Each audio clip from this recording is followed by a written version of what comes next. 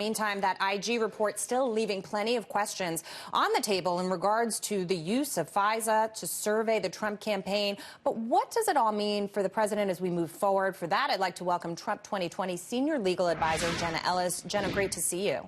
Great to see you, too. Thanks for having me. You heard Blake's report there. The findings here that there was no political bias, yet omissions, inaccuracies, 17 significant errors. Talk to me about your view on this.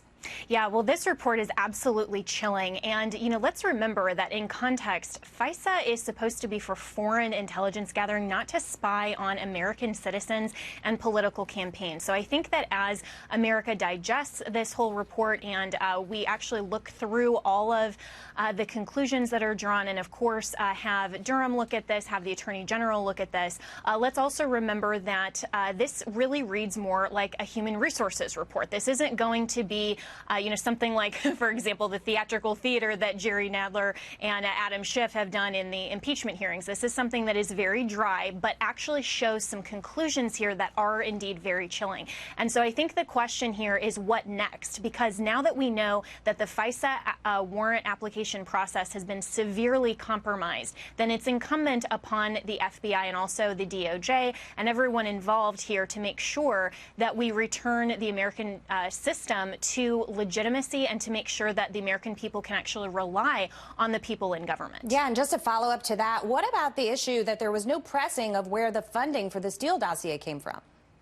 Yeah, I think that it's just going to be a really interesting question, and I hope that this is pursued. And again, as we look through this report, I think it's very telling that there was reliance on misinformation here. And so, in any context, like for example, a criminal warrant under the Fourth Amendment, for anyone who has to get actual evidence in order to have a judge sign off on a warrant, you have to have legitimate legal reasons for that, and you have to have actual evidence, and you have to have straightforward proof and facts. And if you don't have that, if you manipulate that, if you lie on that, or if you fabricate the evidence, that can not only throw out an entire case, but that can also have criminal implications for the people involved. And so I think it's going to be very important moving forward here to see what the DOJ does with this report. I think you're right. In terms of the Horowitz report, it doesn't have any criminal implications, but the Durham report certainly could. Do you see this advancing in that direction?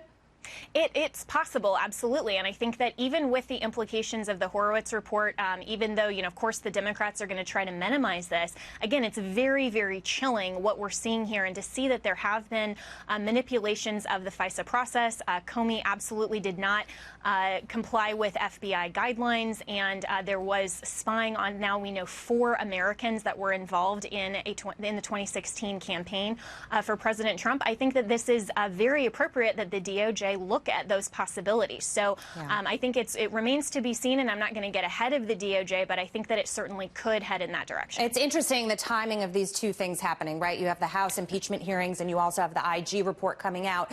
Many have said that moving forward with impeachment is a way to distract from what would actually be in this report and this inquiry itself moving forward.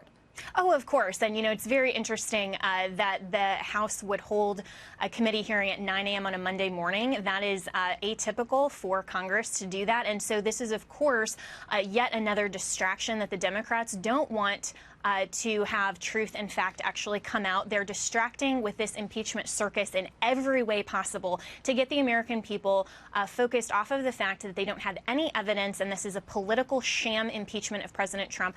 On the Judiciary House report that came out on Saturday, they actually admitted, Jerry Nadler said that the Nixon and Clinton impeachment standard constitutionally was no longer valid, and he was going to reinterpret that standard. And they also said in that report that impeachment is not to punish for past wrongdoings, which they have no proof of, by the way, for President Trump, but just to make sure to, quote unquote, protect the nation from future threats to democracy. That's what elections are for. We vest our elected officials with who the American people want to be in office. That is not what the impeachment process is for. So again, at every turn, they're manipulating the Constitution, they're manipulating this process, and they're doing this on taxpayer-funded dime for their own purposes to undermine the 2020 campaign. And they're also definitely trying to undermine the IG report, which really is the critical breaking news of the day. Every American should be paying attention attention to this, not the sham impeachment proceedings, which are just ridiculous. Jenna, great to see you. Thank you so much for your insight. We'll talk to you again soon. Thank you, Jackie.